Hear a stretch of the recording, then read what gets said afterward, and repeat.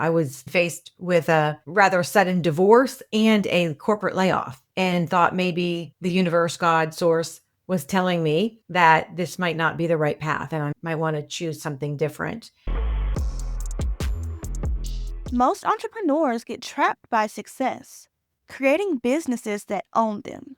Serial entrepreneur Betsy Pepine broke free, building multiple Inc. 5000 companies and earning Barbara Corcoran's endorsement by discovering the invisible boxes keeping entrepreneurs small. Betsy reveals how to detach income from time, shift from overwhelmed business owner to empire builder, and build systems that scale without you. Ready to stop trading time for money? This shows exactly how to think like a CEO and build wealth that works while you sleep. Betsy, welcome to the podcast. Oh, thank you for having me. Anytime we have someone who has done the thing that so many entrepreneurs are looking to do, we just welcome you. You know how they say the old Baptist churches, you're welcome, welcome? So yes, I did give a brief introduction, but just tell us how you started in real estate and maybe how you segued over to other businesses. Sure. So real estate, like many people, it was a second career for me. I was 30 in my early 30s, and I had been in the pharmaceutical industry and been faced with a rather sudden divorce and a corporate layoff, and thought maybe the universe, God, source was telling me that this might not be the right path and I might want to choose something different, because I was never truly passionate about what I was doing in that prior career. And I had always been interested in real estate. So in my mid 30s, I was actually 37 when I got into real estate, and had really no plan to build a business other than just being when you are a realtor, you do build your own business. And that was my short-term goal. But I get bored easily. And after a couple of years, I wanted to go out on my own. And that was because I loved the support of a brokerage, but I also loved to be able to pivot and do and implement ideas quickly. And I felt like when I was in a franchise, which is what I was in, that didn't allow me to do that. So anyway, I left the brokerage and went out on my own, still thinking it was just going to be me. And then after a couple of years, or over the next couple of years, several agents in the community had reached out to me asking me if they could hang their license under my brokerage. And I was very frank with them. You can hang your license, but I don't offer anything. I have the license, but I have nothing to offer other than that. And they came. And so I was faced at a time, it was about 2 or 3 years into the brokerage, where I'm like, it got to be a little bit unmanageable. I had a lot of agents working. We were working out of my house. And working out of my house, I did have an assistant. I had at least the wherewithal to hire an assistant to help, but it was really becoming unmanageable, and to the point where that one assistant quit. And that was the turning point for me. Is that was also a little unexpected. A couple of days before a vacation that I had planned, because I hadn't taken one in years, she let me know that she was going to leave. And a lot of it was based on the fact that I didn't have a plan for her career or for the company. And it was true. When I asked her why she was leaving and she gave me the reasons, she was spot on. And it was a great blessing to me because it really opened my eyes. So when I got back from the cruise, I got myself a coach, and he said to me, Betsy, you got to go big or go home. And I said, I'm already home. I'm working in the garage. Let's go big. And so that's really what started it all. And having a coach who had been in several different businesses himself. He had been a true serial entrepreneur in various industries, was just my guiding light on how to do it. And so he helped me put some structure. He and I formulated our first set of the vision and the mission and the core values for the company. And they have evolved over time, but I didn't even have that when I started. And so he really helped me just have just a guidepost to go towards. And so that's how it started. And so then the business slowly grew intentionally because I was actively recruiting both agents and getting leads from buyers and sellers, the end users. And then then what happened was, again, like I mentioned, I do get a little bored. And so once I had that stabilized, I said, what other things can I offer my current set of clients that are already involved in this real estate transaction, whether it's on the agent side or the buyer or the seller side? And so for the buyers and the sellers, they need title. We're a title company state. So you close with title companies. So I'm like, okay, let's start a title company. And then they need a mortgage. So I said, okay, let's start a mortgage company. Agents need to get the license, need to go through a licensing class to get the license. So I said, okay, let's start a real estate school. So that's how the ancillary businesses evolved, because I always was trying to add more value to the core set of people we were already serving. And I absolutely love that because what you've done, you have created an outlet in every part of the real estate transaction. Now, Barbara Corcoran has endorsed your work, which is very impressive. But what was the key growth strategy that you learned from her mentorship that kind of really transformed your business systems? For me, it was more of the visual of seeing a female in the space that I was in. She actually rebuilt her company twice because she got divorced. Her husband at the time, I guess, got the first company. So then she rebuilt it again. And so that, having that as a vision and knowing that it can be done in New York City, that's like the most competitive real estate market in our country.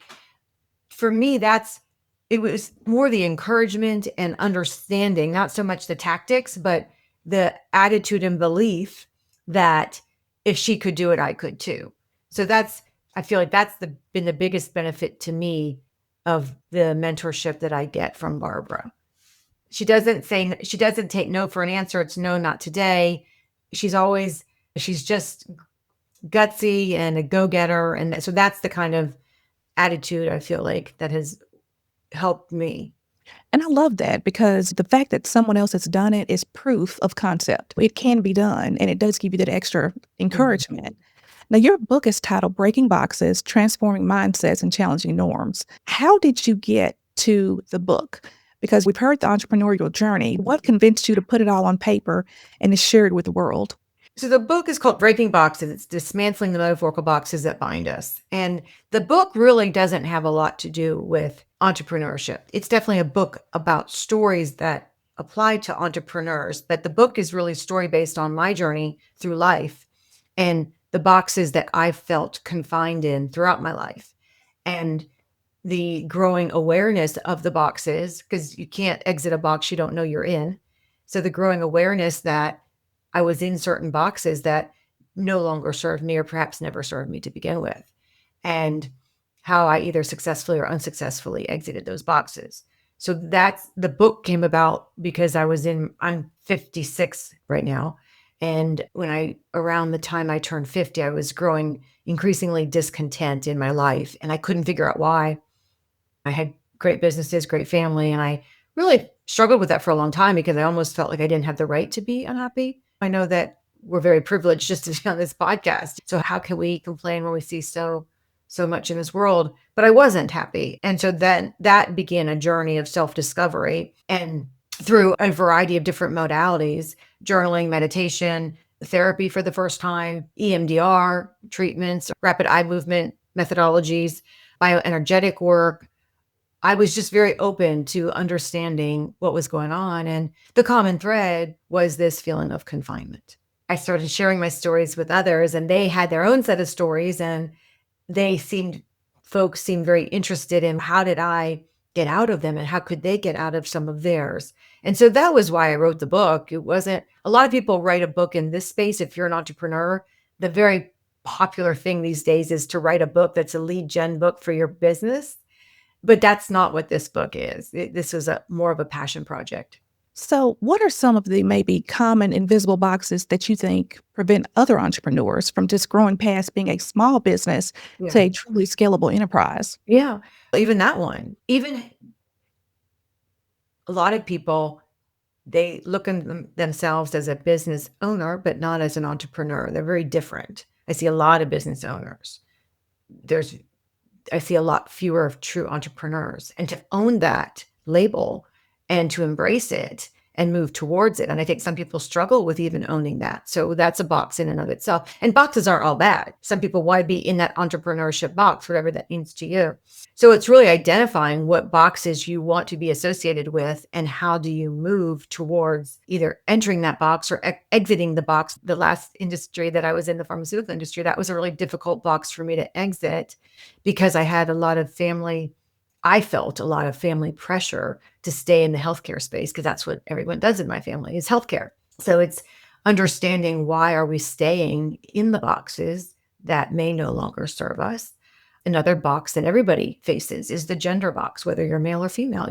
You are definitely affected by that. I have been flat out told I have been given opportunities because I am female and they needed the token female. And for me, that's insulting. For everything I've built, I'm being given something based on something I had no control over. But it's not just women, men face it too. I remember a gentleman once who was telling me how offended he was watching a commercial on television. And it was the stereotypical, wife in the kitchen, cooking and cleaning and doing all the domestic things in the home. And this gentleman had 3 daughters. And I thought he was offended because of that model for his daughters. And that's what his daughters were seeing. But he was offended because he never sees commercials like that with men. And he was a single dad. I do all those things, but the women get all the credit. Why don't we see that with men? And that was a view I had never even considered before. So it's not just women, but anyway, gender is a box that definitely impacts us throughout our journeys, whatever our journeys are. So lots of just the boxes are everywhere. I'm single. That's a box when I'm divorced. But when I became single again, it was almost, and still is sometimes to people, a condition that needs fixed. It's like, I'm perfectly happy being single. Right. Look, I would beg to differ, but okay. Yeah, it's funny because so many people when they find out I'm single, they're like, "Oh, wow, I'm so sorry," or "Let me see who I can fix you up with," or it's something that they need to fix. I'm like, "No, I'm absolutely very content with my life." So we have these boxes that I think sometimes people aren't even aware of that can be not so beneficial for people based on the attitudes and beliefs and opinions that they hold about those boxes. And you touched on something just briefly, the concept of detaching your time from your income. Because as you're building these things, there comes a point where they're only 24 hours in a day. So, how do you manage those 24 hours to get the most value and to build the most revenue for all of these companies and not have it take up, your personal time? You share it with the family and give to charities and things like that. Yeah, I definitely feel like I live a very balanced life, but I live a very intentional life. I have the mindset of abundance, and I feel that I have more than enough time to do everything I want to do. But every minute that I spend is very intentional.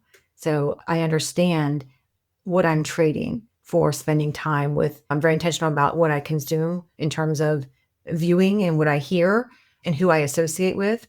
I'm very intentional about what I say yes to. And I check myself because every time I say yes to something, I am saying no to something else. And I make sure that in my mind, that is worth what I'm saying no to.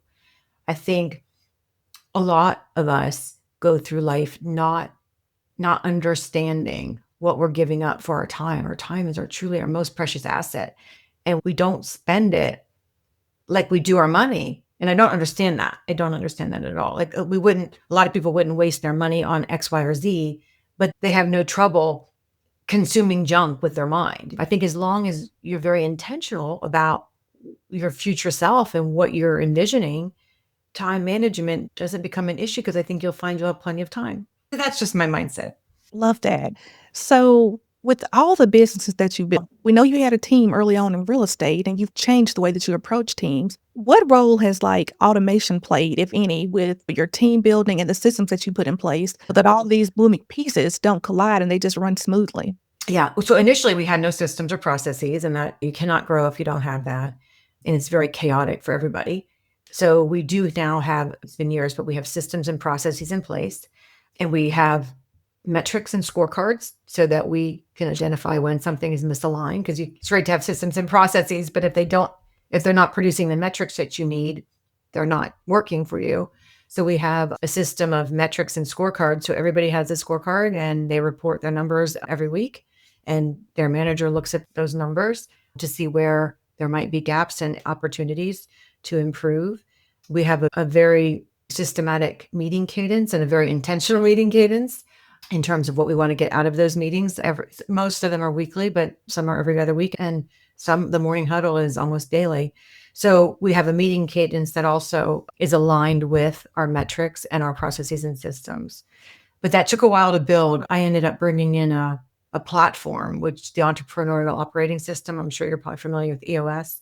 I brought that into my company, and that was really a great structure for our company to run off of, to give us those essential pieces and to guide us through that. So what you do is focused around real estate. Mhm. What changes have you seen since the pandemic in terms of how real estate has evolved and just opportunities people have who are also interested in getting into real estate? Yeah, the pandemic, we were really lucky. It didn't impact us negatively, especially in Florida. We were called essential workers the whole time. So we didn't miss a beat. In fact, Florida benefited because a lot of people flocked to Florida during the pandemic. So we actually benefited from COVID. It did accelerate. So agents were coming into the office, but but to some extent, it accelerated the remote office even more than what we were already seeing. So now when you walk into a brokerage's office, it's usually, unless it's their meeting day, which typically is Tuesdays, it's dead. There's not a lot of agents in the office. More and more people are accustomed from working from home or from their cars. So creating that culture and keeping a strong culture is harder. And you have to be more intentional, because when you have all these people that are remote, it's just a little bit harder to create the culture. Like, we have a very family oriented culture, and that has been more of a challenge for us post COVID. I think that's really the big difference for us that we have seen. What more impacts our industry, honestly, from both the buyers and the sellers and the agents, is interest rates. Because when interest rates go up like they are now, buyers hold back. Sellers are holding back because they don't want to lose their 2% mortgage and go to a 6 or 7% mortgage. So the whole market changes. A lot of agents, I don't recommend it, but a lot of agents time when they enter the profession. And so they like to come in when the profession's great, and they like to exit when it's not. And so interest rates really impacts our market much more than the pandemic has. So if you had just one piece of advice Mhm. for entrepreneurs on how to play big faster with real estate, what would it be? I would, and I did this, but I felt like I did it. I wish I'd done it earlier. Get yourself either a mentor, coach, and or into a mastermind group of people who are where you want to go. And out of your market, because people in your market are very competitive. They're not going to share what they do. But the minute you step outside of your market, you become a very potential referral partner for them. And they're very open to sharing their playbook with you. And if you can't find a mastermind group, form a mastermind group, but you will learn so much from that group of people. So when you surround yourself with like-minded people, you will become one. So I would do that. And then I'd also read the book 10X is better than 2X, or 10X is easier than 2X. Phenomenal book, which really shows you how it truly is easier. When you're trying to grow 2X, you're competing with your competition. Everyone's trying to just do more of what they currently do, faster, cheaper, whatever. When you set a 10X goal, you cannot get there doing what you currently do. So it forces you to think outside the box and look at new collaborations and collisions and to get to your goal. So it's a phenomenal book. Highly recommend it.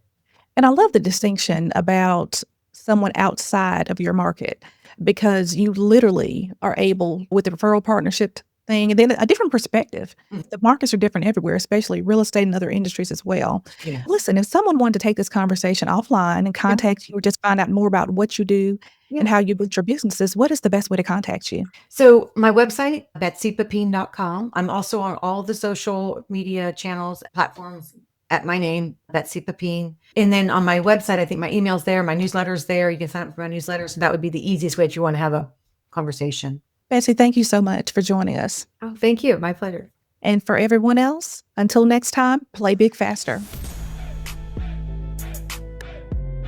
Thanks for listening to this episode of the Play Big Faster podcast. Want more entrepreneurial content? I like this. Make sure to subscribe for future episodes. Already subscribed. I just clicked on it. Don't forget to like and leave a review. Share with a friend that needs this in their life. I think you need this more than I. Oh, and make sure to follow Scherrie on IG at Scherrie Speaks. And remember to play big faster.